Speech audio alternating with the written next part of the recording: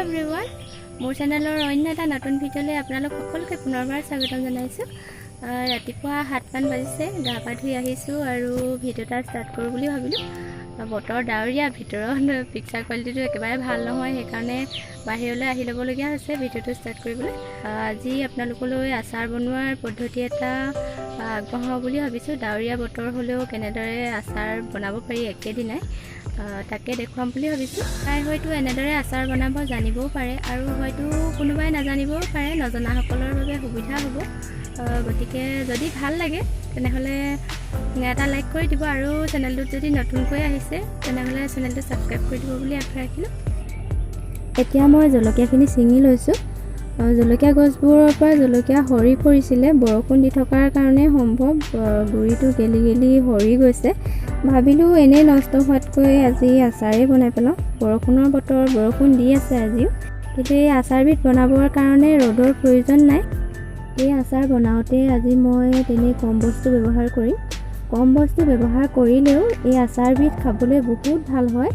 আগতে মই বনাইছোঁ, সেইকাৰণে ভাবিলোঁ আজি আপোনালোকৰ লগতো শ্বেয়াৰ কৰোঁ। জলকীয়া ইমানখিনিয়ে পালোঁ, বেছি নাপালোঁ আৰু কম, জলকীয়া গছো কম আছিলে। এতিয়া এইখিনি ভালদৰে ধুই আনি ঠাৰিখিনি গুচাই পেলাম।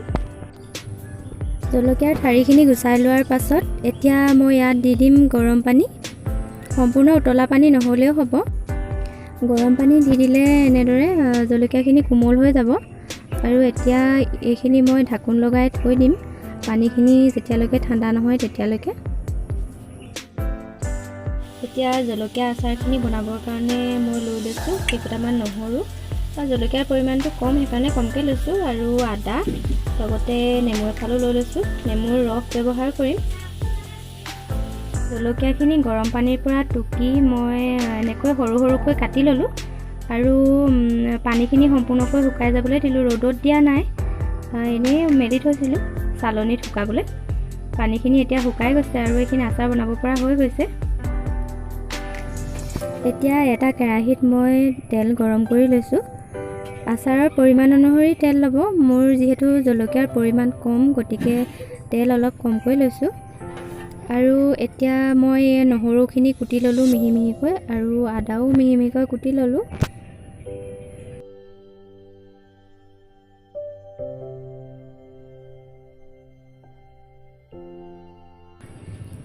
আৰু ইয়াত এতিয়া মই প্ৰয়োজন অনুসৰি হালধি, নিমখ এড কৰি দিছোঁ।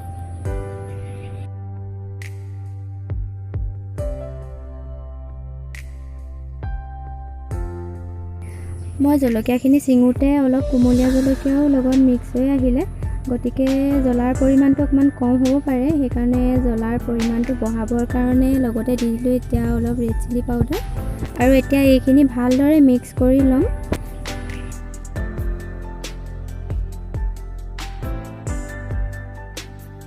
ইয়াত মই নেমু ৰসখিনি এড কৰি দিলোঁ। ভালকৈ মিক্স কৰি পেলাম সকলোখিনি।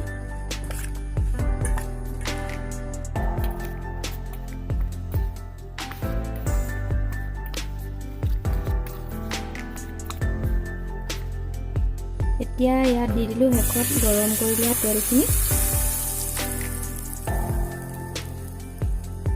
এইখিনি এতিয়া ভালকৈ আকৌ মিক্স কৰি ঢাকি থৈ দিম। আৰু ইয়াত কৰিবলগীয়া একোৱেই নাই, ঠাণ্ডা হোৱাৰ পিছত বৈয়ামত ভৰাই থৈ দিব পৰা হ'ব। জলকীয়াখিনি ঠাণ্ডা হোৱাৰ পিছত মই বৈয়ামত ভৰাই থ'লোঁ। মোৰ আচাৰৰ ৰেচিপিটো কেনে লাগিল জনাবলৈ নাপাহৰিব। আজিৰ ভিডিঅ'টো ইমানতে সামৰোঁ বুলি ভাবিছোঁ। আকৌ লগ পাম নতুন এটি ভিডিঅ'ৰ সৈতে। তেতিয়ালৈ বাই বাই।